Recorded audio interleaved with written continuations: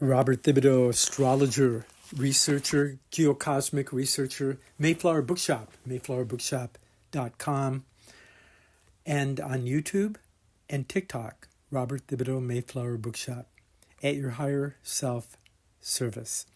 I'd like to share today some of the aspects into November through December and something about the Saturn-Neptune conjunction and its spiritual and material revelation that's coming up in 2025 and beyond.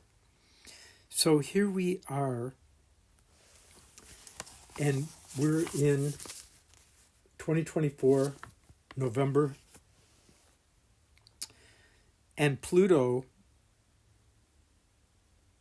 is going into Aquarius. And that is happening 3:29 p.m. on Tuesday, the 19th of November. So it just happened in my time. And Sun enters Sagittarius. The Pluto in Aquarius, I talked about it numerous times. And if you think about Pluto in Aquarius as the death and rebirth of friendship, and Aquarius is big brother or brotherhood, and it opposes Leo, which is a tremendous egotism, outlandish glamourism, and vanity, and or is it like brotherhood and sisterhood, and a planetary reformation and renaissance that somehow transforms and transmutes egotism into selfish service and golden hearts of rosy golden hearts of like resurrection and raising of consciousness. Pluto in Aquarius squares Scorpio, a death and rebirth of everything we know about sex, taxes, other people having all the money. There has to be some kind of planetary, cultural, social equalization. Freedom to live a life simple life that's honest and good, true, blue, and and beautiful. So the Pluto is at odds with Leo and Scorpio and Taurus. A whole new money system. Taurus is money. Scorpio is other people's money. And greed and selfishness is kind of like a death of like the selfishness that's hurting everyone. There's a certain selfishness that I want to get enlightened, but there's a different selfishness that takes advantage of other people and greedily makes money and takes advantage of mineral rights, which you'd think mineral rights should really belong to all of us. That who owns the land should be who loves it in a lot of ways. These are ideals, and these are just my opinions. And astrology is really cool. Each one of us will get our own reflection. The planets reflect what's going on in our lives. And we have a freedom to hit the higher octave of any aspect, or we have the freedom to go low and gravitate toward instinctive unconscious animal appetites and hungry ghosts in hell realms versus the higher realm of spiritual intelligence, universal intelligence, and peacemaking, harmony, and love, compassion, and a truth that can hold all of us. So I want to say a couple things. Sun goes into Sagittarius out of Scorpio the 21st of November at 2:56 p.m. Sagittarius is always like, it's ruled by Jupiter, so it's always like more fun, and it leads us up into Thanksgiving and sharing. Jupiter can be exaggerating and boistering and one-upmanship and good or bad sportsmanship, I suppose. But Jupiter wants everyone to be happy, usually. So when the sun goes in Sagittarius, there's kind of an inner light and a vision for the future that makes itself known. Plans for the future come about, or we get glimpses of the future. Mercury goes retrograde on the 25th of November at 9:42 p.m. Of course, some people are really into the shadow thing. I don't make a big thing of the shadow thing, maybe a couple days before. But Pluto goes retrograde until around the 14th, 15th. It starts taking off again direct at 6 Sag. It goes retrograde at 22 Sag. So if you have anything at 22 Sag, 22 Gemini, Virgo, or Pisces, give or take a few degrees, you could feel this kind of turning back and having to go over some paperwork again, or rethink a couple of things about your future and your ideals. And it could be, problems coming up with this whole migration thing. I'm not going to try it. If you want to get into politics, read Osho's Priests and Politicians, the Mafia of the Soul, or read Rudolf Steiner's Threefold Commonwealth. He's got a bunch of books on social renewal and the threefold plan of a metamorphosis of liberty, equality, fraternity into like kind of a brotherhood of economics and a freedom of thinking and an equality in our creative heart, philosophy, religion, spiritual science. So Mercury goes retrograde to about 6 degrees Sag, and this is a re-examination of our educational systems and what is truth and what are we aiming for, trying to find an aim that's going to be accurate. Mars goes retrograde around December 5th or 6th. Let me just look at my calendar. Mars retrograde is really nutty. It goes on the 6th. Mars retrograde. 6:33, December 6th. And Mars goes retrograde right through where it goes retrograde at 6 Leo. It goes all the way back, like egotism and, aggressive forward motion and egotism goes backwards. And it goes back into Cancer, what's going to serve the family and the community and the land. And the king and the land are no longer in harmony and at one in healing ways in the Holy Grail and T.S. Eliot's wasteland.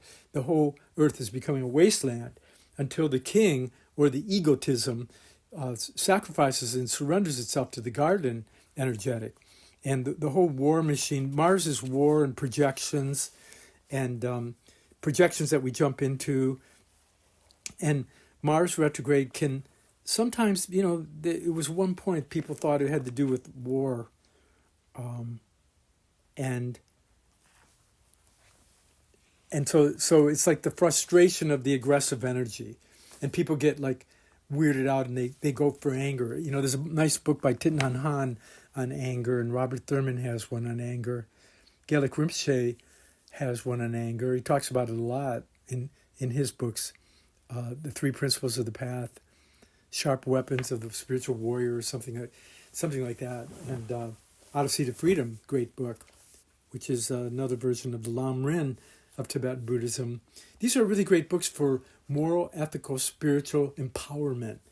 To be either a leader or to be a peaceful resistor to negativities, and to help other people, to help, to make it so that you're a gold mine, spiritually and maybe materially. I like that, and Rudolf Steiner's Way to Self-Knowledge and Theosophy and Outline of Esoteric Science, or Outline of Occult Science. These are very important books to read that will give you the key to the encyclopedic work by Manly Hall, Secret Teachings of All Ages. The Book of Secrets by Osho is really the secrets, too, of immediate kind of enlightenment, but the application in the Hermetic alchemical wisdom and tradition knowledge is in Blavatsky's Isis Unveiled and Key to Theosophy, Voice of the Silence, and Rudolf Steiner. Speaking of which, there's a Rudolf Steiner audio. They'll read some of his books, and Rudolf Steiner archives where you can read them free online. And the Mayflower Bookshop, mayflowerbookshop.com, sells these books. All of them, new and rare. Okay, so we're in the astrology of November, And the sun goes in Sag on the 21st. Mercury goes retrograde on the 25th. Thanksgiving Day is the 28th. Sun trines Mars on the 27th.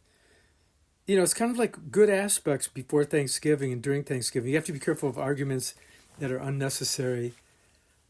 Like if you just can remember, look at how many people debate and argue about everything, politics especially, but money and who's at fault and how is it going to work and how the world could be a better place.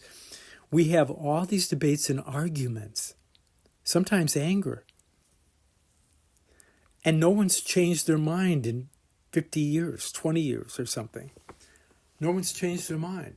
So a lot of our debate and talk is just blowing in the wind. I give you my ideas about astrology and Hermetics and Theosophy and Anthroposophy and Tibetan Buddhism and all sacred teachings, you know. Light on Yoga, how to heal any problem with yoga, Light on Yoga. Self-Healing Cookbook, Kristen Turner, great book on macrobiotic, vegetarian, vegan healing. And there's more. So we look at Thanksgiving. I think it's going to be a great day. You just got to be careful of getting argumentative and getting a little crazy on the 29th on that Friday with the moon in Scorpio and the moon opposing Uranus at 8:32 Eastern Standard Time is any times I'm giving you.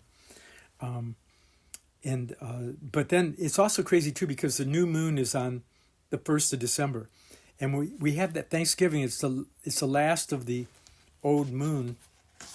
And in that fourth quarter of the moon, especially with Mercury retrograde,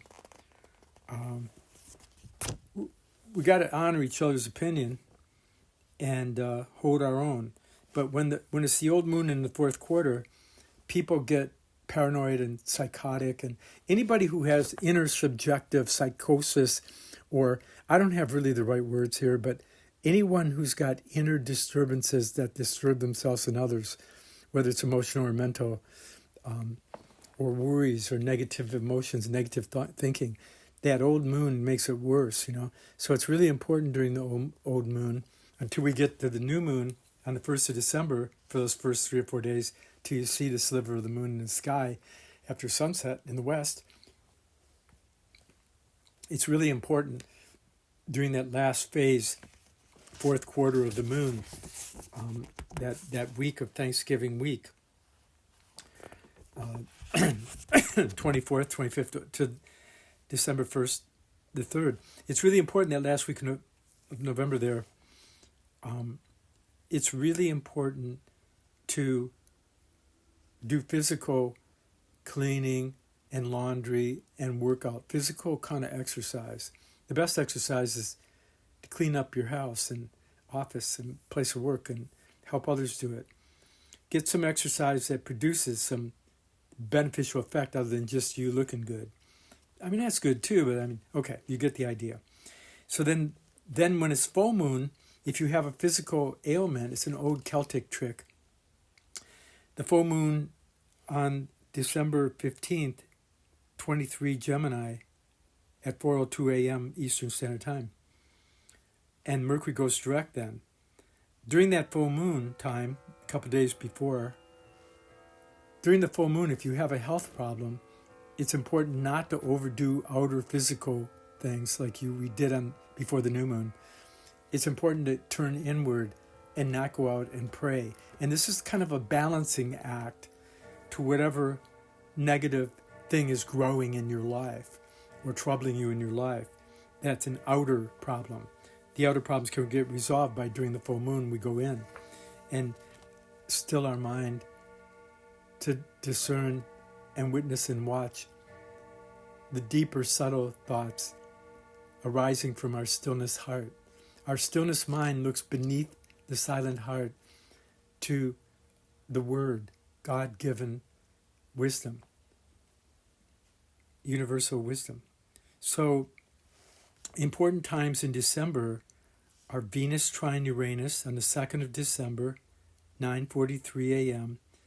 So the new moon at 1:21 a.m. on Sunday, December 1st, trips into the Venus trine Uranus, which is great for creative love, stimulating, sending people flowers or a poem or a wisdom insight, or helping others to grow in some new way, being willing to try new ways to find higher unifying expression, the wisdom of thinking and the harmony of feelings. Mercury opposes Jupiter December 4th, but we'll feel it the day before for sure.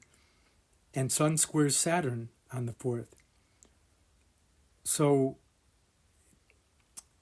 Mercury opposing Jupiter is doing too many things at once, thinking too many thoughts, needing to simplify and not overrush things. It's a bad day to buy things because you may have to return them later. But it's a good day to try to get things done, but not to drink too much coffee and talk too much, so that you don't do too much talking undoes doing. And the Sun square Saturn is, it's been important that last weekend, the end of November and going into December, that people are careful. People who drink don't overdrink. Alcoholics and drug addicts have a lot of hard time when it starts to get cold. And when that moon squares Saturn on the new moon on the 1st of December and Sun squares Saturn on the 4th, there might be some pretty cold, snowy areas of the states. Other places might abnormally warm up. It can go to either extreme. Astrology has this funny thing about going into its opposites. Opposites are equal and antagonistic complementaries when it comes to psychology, too. People can flip-flop on you. So the Sun squares Saturn 11:18 a.m. Eastern Standard Time on the 4th, after the Mercury opposes Jupiter on the 5:16 a.m. on the 4th. So that trips into the Venus sextile Neptune. It should be a pretty beautiful day no matter what happens, because the moon, Venus sextiles Neptune and the moon conjuncts Venus. But by 11:56 p.m., when it hits Pluto, I hope you're sleeping and getting your rest. The Sun conjuncts Mercury on the 5th with moon opposing Mars. This is a revelation and a need to get certain things done before the Mars goes retrograde on the 6th at 6:33 p.m. Eastern Standard Time. I hope you're taking notes. Because the Sun-Mercury is kind of an honest reckoning of things and a balancing of things. The mind and the sunny heart come together. But then Mars goes retrograde, and Mars retrograde is a frustration of forward motion. It's great for yoga and retreat, and it's in Leo, so if we can put our ego in check, it's a beautiful aspect if you put your ego in check. And it's going to go over, it's going to go over there's going to be some really crazy aspects coming up, because the Mars, let me see where it is. I'm looking at an ephemeris. Mars goes retrograde, and it opposes Pluto. When does that happen? Does it oppose Pluto? Let me see where that is. Did it already do it? Mars, where are you hiding? I think it... Okay, let me look again. Mars in Leo.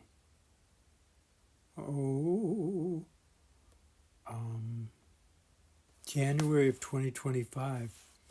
Yeah, Mars goes retrograde, and as we go to the New Year's Eve, we're kind of walking into Mars going retrograde, and you're going to feel it all during the 1st of January and the 2nd and 3rd. So New Year's Eve is a really dangerous time to be partying in a dangerous part of the world or overcrowded place. One can drink too much or party too much, but it's one of those aspects where people get jealous and crazy and angry, and and they say they love somebody but they hurt them. We definitely lack Buddhas on this planet and Christ-like behavior. If you think you're a Christian, or if you think somebody claims they're a Christian that you know, please read the Sermon on the Mount in the King James New Testament, or any Sermon on the Mount, really, And then read the Sermon on the Mount in the divine Pymander of the three wise men who follow the star to Isis, the virgin who gives birth to Hermes. Hermes writes the divine Pymander. Did you know that? He writes the Sermon on the Mount. Did you know that? And that's where virtue overcomes non-virtue. And people don't really realize that negativity is its own reward, but so is virtue. Virtue rewards us with a heaven on earth, really, and a heaven afterwards. So, okay, so Pluto goes retrograde on the 6th of December, and it goes retrograde way into February, and it ends up at 12 Cancer. So it goes into Cancer, around the 6th, 7th, 8th. You're going to feel it all during those days of January, and it goes all the way to the end of February. And like I said, Mars going into Cancer, Mars in Cancer isn't so good either. Either people really get into fixing up their home and cleaning it and helping out others to be healthier with diet and exercise, or Pluto in Cancer is violent. People trying to be control freaks and dictators. Yeah. Or Dick Tracy weirdos. So the positive side of Mars in Cancer is initiating feelings that create family, friendship, community, working with teams. December 7th, after Mars goes retrograde, Venus conjuncts Pluto at 9:08 a.m. and Neptune goes direct. Mars goes retrograde on December 6th, and December 7th, Neptune goes direct. It goes direct so that it can approach leaving Pisces, going into Aries. And so false dreams melt away as we move on from December 7th. And Venus conjuncts Pluto, and the Sun opposes Jupiter.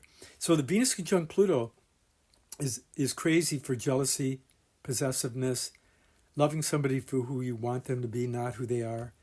Venus conjunct Pluto is a very difficult, sticky aspect. It's comparing yourself to others. It's wishing to get ahead, but other people are bad and stopping you. So again, Shanti's peace, Deva, the angel of peace, Shanti Deva's Bodhisattvic Way. That book is available at Mayflower Bookshop in different editions. Gaelic Rinpoche has like 5 or 6 books on it, the Bodhisattvic Way. Basically, it's like trying to get enlightenment and get to nirvana or heaven while you're alive. And then before you leave the planet or leave into this eternal heavenly state, even though it may not be forever, one turns their back on personal glory and wealth and power, and one devotes themselves to helping others become free of attachment and anger and jealousy, free of ignorance and delusion, and not knowing the right relationship to self and the world around, which brings happiness. Happiness is when we discover the right working relationship to ourselves, the right working and playful relationship to ourselves and others, so that we can play and have fun with each other and not take it personally. So Venus conjunct Pluto always takes things too personally and feels hurt. And some people, out of their hurtness, hurt others. And Venus is going into Aquarius, and so that's a really good day right there, the 6th and 7th, and probably the days following it, really, up until the 12th of Venus opposing Mars. Those are really good days, to see if you're the Aquarian age of brotherhood and sisterhood and community and family and friends and a harmonious connection, intelligent with all life on the planet, the rhythms and the stillness roots and the flowings and flowerings and weavings of life on the planet. That everything's connected, but we have been over-hardened and mechanicalized and electromagnetically. We're on our electronic cell phones and computers way too much. And Bitcoin uses a lot of electricity, and that's all harming is this electrical magnetic binding, so that one doesn't feel the freedom of a heavenly estate within their heart, soul, spirit, so that we get all freaked out by the world all the time. We're not fearless with our love and truth and daring. And so you might get a glimpse of what's coming up in the future on that 6th and 7th, but there's certainly other days too, like today, when Pluto goes into Aquarius the next couple of days, and that new moon. Okay, so on the 12th of December, Venus opposes Mars. When love and sex works, it's the best. Friendship and intellectual intercourse, spiritual interacting, it's the best. On those days leading up to the 12th and the 12th and 13th. But usually Venus opposing Saturn is like ships passing in the night, and people are like, one's emotional, one's mental, one's physical, one's mental, one's emotional, one's physical. There's a miscuing and a misguided missile shot at each other on criticisms and put-downs versus having patience with each individual's process. We can share our truth, but then we have to let people be free, Philosophy of Freedom by Rudolf Steiner is going to talk about that.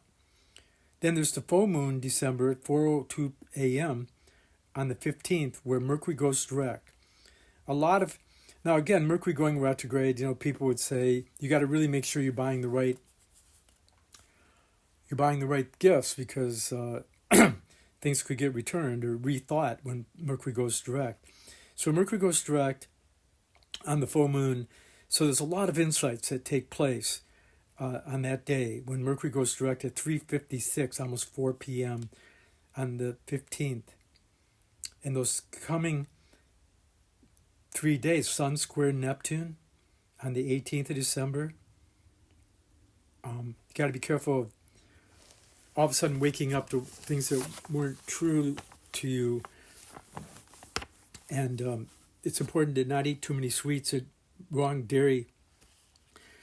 Sun square Neptune is a miscuing and blind belief. Now, it can be very idealistic, spiritual workings and processes, but it could also be tiredness from not eating the right food or misdiagnosis or misanalysis of the situation, which by the 19th of December, when Venus trines Jupiter, it becomes more of a question of just following what you love, following your own truth or somebody that you trust.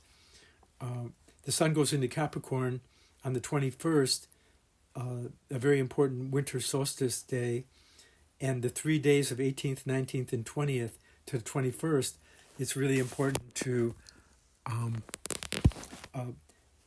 wish for a better future in 2025, right? I mean, because often you can look at the aspects of the sun going into Capricorn on winter solstice, 4:21 a.m.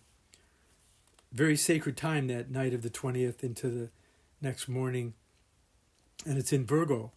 So this is going to be a year of more criticism, or is it healing? Virgo the healer. And that the way that day goes could influence your whole year. So be careful of not being overcritical. Be constructively critical maybe. But give people freedom to have their own life as long as they're not hurting anybody, including themselves, I guess. Jupiter squares Saturn on Christmas Eve on the 24th of December at 4:59, almost 5 p.m. Jupiter squares Saturn. And you can really look at the winter solstice time, Christmas, Hanukkah time of 2020, and what you wish for then, and where we've become, where we are now, and what are we going to do to have lasting results that benefit as many as we can. The most for the many. My friend Marjorie used to say, the most for the many. And there's not a single astrological aspect, good or bad, that I didn't like. She used to say that to me. Pretty good. She could make them good. So Mercury squares Saturn. Mercury squares Saturn. There's a Mercury opposed Jupiter on the 26th. So people are really busy, maybe shopping, returning things, socializing. There's some really good days in there from the solstice to Christmas and the day after. I think when Mercury squares Saturn in the early morning of the 27th, people are a little more sobering that morning. But that night, we're walking into Venus square Uranus. Mercury square Saturn is, biting the bullet, or a reality that is a hard chew to digest. But it's just being practical and patient with long-term goals. The Venus square Uranus at 2:42 a.m. on the 28th of December on a Saturday. That Friday night going into Saturday, Venus square Uranus is wild, creative, fun-loving, sexual, passionate. One has to be careful of slipping and overdoing it, because Venus square Uranus can be acting hasty and making mistakes.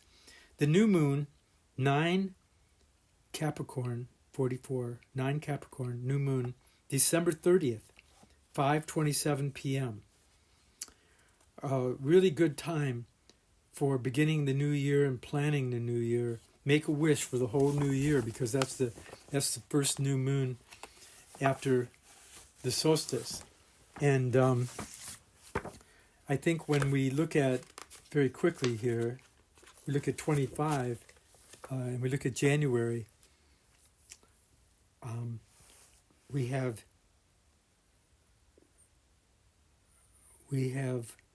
anything I want to say? Mars opposing Pluto on the 3rd of January. So that's like arguments and contesting, anger, warlike behavior. It's a day to be more safe. Everybody has to be more safe. Maybe starting on the January 1st with the moon conjunct Pluto and moon opposing Mars in the morning, because Mars comes and opposes Pluto on the 3rd. And Mercury square Neptune on the 6th of January is a miscuing and not thinking straight and not having the right calculation. Now, this could all be just a recovery from the Thanksgiving, Christmas, because like I said, all the alcoholics and drug addicts and wrong med guys have a really hard time when the sun goes away and winter comes upon us. And it's a really important time to purify. And if you're overdoing something and you have addictions, to try to get help. If you have too much negativity, try to help people who are less fortunate than you, so you start to feel lucky. Got it? And read Buddhism books. Is Buddhism, the Right Tibetan Buddhist book, really good. Like there's one on compassion with Gelik Rinpoche, and there's some good ones by Gyatso. And there's a lot of people that have good ones on loving kindness and compassion. Compassion for yourself, how hard you try. See, even the bad guy, so-called, has fierce determination and tries really hard. We could learn from that to have the trying without avoiding the direction of negativity and negative emotion. Okay, full moon on January 13th, 24 Cancer, Sun trine Uranus, a lot of breakthroughs right there. And interestingly enough, coming President Trump has Saturn right at 23 Cancer. So that full moon's right on his Saturn, which is an attempt to structure a lasting situation that would benefit as many people as possible, and meeting obstruction in doing that. And the Mars trine Neptune is a lot of future planning the day before. Venus square Jupiter is finding people that are likable. It's an attempt to find people that are fun and not just cranky all the time, and not, guys that don't have their makeup smearing all over the place. It seems like Trump's going to have to do some really heavy thinking here. And then the Sun square Mars, opposing Mars on the 15th of January, is probably Mr. Trump, President Trump, discarding or distancing himself from people who are too angry and fight too much. Or is he fighting too much? And getting a little crazy. You know, hopefully he's going to take the higher side of these things. But Sun opposing Mars is arguments and crashes and shootings and craziness. You know, Sun opposing Mars is people losing their cool, and not having a sense of patience and loving kindness. That anger is the worst non-virtue. It destroys all of our good karma. Here's what anger is. When a person's angry, they're denying the other person the freedom that they want. And they're demanding that you hear what they have to say or do. The anger comes out as a demand that takes away a person's freedom and is trying to force somebody into something. But it takes away the very freedom that we want. And anger breeds anger. And wisdom breeds wisdom. And loving kindness isn't enough without wisdom. We need wisdom and loving kindness and compassion. We need wisdom and we need compassion with teeth and smarts. And that's what has to happen these days of the full moon, the 12th to 15th of January. And then we go into Sun conjunct Pluto on the 21st. There's some heavy power plays or denying of power. And Inauguration Day, of course, is on the 20th on Martin Luther King Day. And the Sun is in Aquarius, right? So here's this whole thing with Pluto going into Aquarius. And Inauguration Day is that. So Pluto is plutocrats and plutocracy, those people who rule by money, power, and authority. So it's really important. The positive side of Pluto is a selfless learning so that one can really, truly matter. Their spiritual highest whole self can matter. It's like a Mother Teresa, a Joan of Arc, an Emerson, Thoreau, Walden Thoreau, a Mark Twain, who joins up with everybody and has fun, but he's telling the truth, you know. It's those people who are self-sacrificing to make the world a better place. And I think with Trump's finger of God aspect, he's seriously thinking of like, how can it work so that he goes down in history in a good way, rather than people trying to make him bad. I think that's a problem. That's another conversation for Osho or Tibetan Buddhism to address, or Steiner in his threefold commonwealth. Mercury conjuncts Pluto on what they're calling the Lunar New Year, but really the New Year was the new moon after the solstice, which already... So there's a second new moon on the 29th of January, but it will be celebrated as the Year of the Snake. And Trump has that 9-degree Aquarius there, that new moon, 7:36 a.m. Eastern Standard Time on the 29th of... That new moon is opposing his Pluto. So that whole... We're going to see what's going on, you know. I mean, it's Mr. Trump's great opportunity to do something that helps all of us. And he very well may, because the Sun trines Jupiter the next day and Uranus goes direct. It may just be that he figures out, like if you want to send everybody back in a mass migration, you try to keep families together. I mean, come on. God, if it was in reverse happening to him. I mean, so let's see what happens. He's either going to become an avatar of some sort or a plutocrat that we've never seen for quite a while. So, but there's good and bad materialists, and there's good and bad spiritual. People can be too spiritual and not practical. People can be too materialistic and not virtuous, and foresight that honors the next 7 generations and the last 7, like all the native people and the Celts knew to do. Venus conjuncts Neptune with the Moon conjunct Neptune February the 1st. Very idealistic time, and full moon on February 12th. And that's in Leo. That's going to trigger a bunch of Trumpster, dumpster, trickster, powerful transformations, and hopefully very positive. Mars trine Saturn is a victory of assertiveness on the 9th of February. Mercury square Uranus is a little bit of backfiring with Sun square Uranus on the 11th, having to rethink things. Vicissitudes in the stock market or weather, strong, crazy weather time, possibly during that time period. And then we have I'll be doing another one before we get Mercury trine Mars on the 23rd of February. And March 2nd could be some pretty big weather, but beautiful. Not that it doesn't just wipe people out. It's beautiful. Not just crazy storms. And full moon in March is the 14th. Full moon in Libra. No, Virgo. Is it Libra? Libra. Lunar eclipse. So we'll talk more about that and the Sun in Aries equinox on the 20th of March. I wonder if it'd be kind of beautiful then.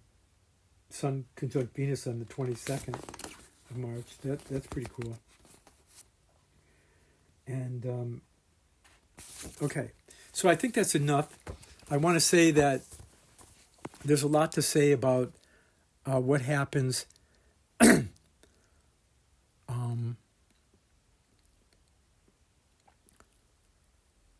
with the end of March 2025. Neptune goes into Aries. End of May 2025, Saturn goes into Aries. I think my friend Ray Merriman makes quite a big thing of that moment at the end of May. But in my astrology view, the end of May, Uranus squares President Trump's Mars. So either he becomes a genius then and pulls off a happy economy and a peaceful world more, or there's troubles in the crib. And certainly that already mentioned progressed moon square his Pluto with progressed midheaven on his Pluto in 12th house can be some minor health problems, hopefully, and minor, but it could be worries about close friends or wife. And but it could also be he's wrestling with how beauty, power corrupts and absolute power corrupts absolutely. And only beauty can amend and make peace with the beast. And so we'll see how beautiful Trump can be without being gilded. The Saturn-Neptune conjunction that takes place in the March, it kind of begins, but February 26th, Saturn, Pisces goes into Aries for good. Saturn-Neptune can be like Christ Sophia. And Uranus at the end of Taurus, in aspect to the Saturn-Neptune, can be Hermes, both the trickster but the wisdom maker. Higher octave of intellect, clairvoyance, intellectual clairvoyance in a way, needing Hermes or the Christos, the divine feminine wisdom, to enact itself. And Pluto in early Aquarius and the Uranus are, the midpoint of Uranus and Pluto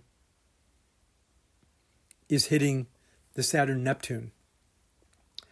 And it will protect it. Like Uranus is kind of in a trine to Pluto, which is kind of like a new technology and freedom from sticky situations, finding a higher way to go that will help the Saturn-Neptune. Because Saturn is making rules for what's out of control. Neptune's like legalized drugs everywhere and people experimenting with hallucinations and hallucinatory drugs and mushrooms and all that kind of stuff, right? People trying to legalize cocaine, for God's sake. And we don't have a lot of clarity and simplicity and purity in our body and our thinking and our mind. And so the Saturn-Neptune that takes place in 25, 26, influencing into 27, that Saturn comes in and has to make some rules. You can't have people living on the streets and robbing expensive stores in New York and San Francisco and major cities and getting away with it. So that major food production expensive stores go out of business. Yet it's not fair that there are so many poor and just this few rich run everything and throw it in our face, that with their glamorous holidays and how they can break all the rules, but nobody down here can. There's a problem. So Saturn and Neptune is materialistic and spiritual values and truths meeting. The discipline of the undisciplined Neptune, and Neptune's the spiritualization of the materialistic. It's the Christ Sophia, Isis Sophia, meeting with Hermes and the goddess, the great goddess and the great mother. Demeter is Neptune, if you want to put it that way. And Saturn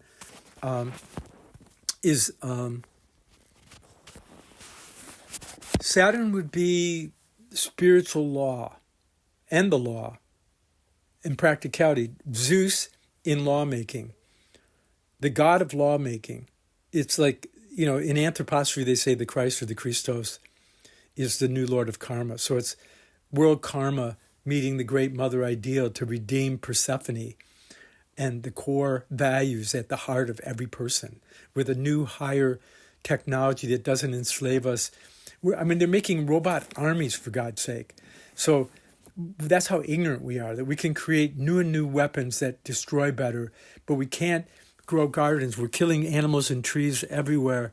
The human being will be the last to go, but that we're entering into an apocalypse of the animals and plants and water and air. And I don't know why we don't wake up to that. We were supposed to wake up a long time ago, So you have like Jupiter square Saturn and Neptune in June 25. Mercury, Jupiter square Saturn, Neptune. Maybe people will start to get smarter then, or they'll just accept that we're slaves of our desire and addictions and wrong appetites and hungry ghosts. We hunger for things that never satisfy us. So hungry ghosts are. And the animal appetites without clear thinking of what it's going to bring in the future. Philosophy of Freedom again. Or you can read Self-Reliance by Emerson. That's a great book. He was friends with Abe Lincoln. He's got a lot of good books. Oversoul. So in April 2026, and again in August of 2026, Jupiter trine Saturn. I think I have that right. June 2027 is close, but April 2026 and August, Jupiter trine Saturn. And July of 2026, Uranus trine Jupiter. These are really important times for world negotiating peace and a kind of a renaissance of values and a new emergence of the real Aquarian age that will bring peace and love, that I think is going to be the summer of 2026 and possibly some other times that will be triggered. All these times it's being triggered, but we're not responding to it. So may all beings find happiness and the causes of happiness. If you learn nothing else, I hope you took good notes and you ponder your own astrology with this. I'm sharing it with you, and I hope that a few of you will offer donation of books that I can support Mayflower and my work with, or support me with some donation. You can go to mayflowerbookshop.com, and there's a place there where you can get hooked into PayPal, or go directly to PayPal, mflower@aol.com, mflower, one word, mflower@aol.com is the email address for PayPal that you can send me $3. Send me 2 cents, your 2 cents worth. Send me $1,000 and let me send you some books, or $100. Let me send you books, or send me books and money, and I'll help those who don't have any money or books. So that's what I'm saying. If you can't afford, if you learned anything from my sharing here, because I did a lot of hours of research to throw this at you and share it. If you gain anything from what I share on my TikTok and YouTube channel and mayflowerbookshop.com, if you gain anything and you can't afford to send me books or something that will help support money, that will help support my work and the many, many years of Mayflower Bookshop, selling books that are most spiritual and loaning books and giving books. If you can't donate something, then donate your time to somebody who needs you more so that you can feel very lucky. Each of us is very lucky to be alive. This life is very precious and fleeting. And not only, when we have America with all these health problems and supposedly 60% are obese, I could go on with all the problems with water and air and food. And like I said, all the health food places are a collective consensus that food is medicine. And it's time that the doctors fully promoted people trying to heal themselves with yoga, mantra, Reiki, massage, acupressure, food. Come on, wheatgrass, come on. Like we'd save a lot of money, and false profiteering by the military-industrial complex and the medical-industrial complex and the food industry, monocropping and pesticides. We need something new. And I don't care who the president is that brings us about. But I pray and work that the day comes where America is the leader of the world with emulation model of ethics and high ideals, higher than we've ever dreamed before. It's not only make America great again, it's make America deep again and rooted in the very ground of our moms and dads and backyard gardeners and homemakers and farmers. Yeah. Okay, so that's all I have to say. It's good to have a prayers when you're trying to talk to God or get God to pay attention to you. But meditation is when we're listening to what God or the great goddess and great mother, the universal mind, what it has to say to us. Sitting up straight once a day, chanting Om, Om, Om, or Om Mane Padme Hum. May all beings find enlightenment. Say your name again and again. Do any prayer you have, but then drop it and listen with your heart. Have your head be a witness to the listening of your heart, to your deepest inside, listening to what the world cries out for you. Okay. I love the world. I love the planet. I love all of you. I love my enemy, like Jesus said to do. I don't always like everyone. I'm sure you don't always like me, but I have been trying to write songs and share spiritual knowledge for many years, and then I leave you free to try to figure it out for yourself, because each of us has to come to this on ourselves, or otherwise we just need a mom and dad. And if our mom or dad's an alcoholic or a drug addict, it's not going to be fun. or a greedaholic, a mentalholic. Some people are stuck in their head and they don't have a heart of feeling what's going on. Other people feel all this stuff, but have a limit. They don't feel the whole of it. They don't have a wisdom, the guide with a starry light, a high star and light, a virtuous star and light, that passion and feeling of the heart. And some people are great sportsmen and they think with their sex center. They tell you that men think with their, but I don't think anybody's doing any thinking down there. They're just acting and doing things and running all the time and busy all the time. It's a form of laziness in the modern world, is that we're busy all the time. We have no time for ourselves. We're going to invest in some big gamble where we could lose our shirt, but we're not going to invest that we could learn piano or how to write a poem or how to meditate or how to do yoga or how to be an astrologer, how to get tarot cards to give us intuitions about what's going on. We don't know how to do it. We don't know how to live a life like the Sermon on the Mount and the Upanishads of ancient India and the Vedas and the alchemists of old trying to make gold out of the difficult situations, the Tibetan Buddhists that work with the suffering to transform it into enlightening positiveness. Okay, I've talked enough. Bless your hearts. Send me your email so I can get on my email list and subscribe to my YouTube station and my TikTok. And I'll see you at the next turn. And donate if you can. Help support this. And I'll see you later. Omane Padme Hum. May all beings find happiness and enlightenment and the true causes of lasting happiness, love, freedom, and enlightenment. God bless everyone, and Goddess take care of us.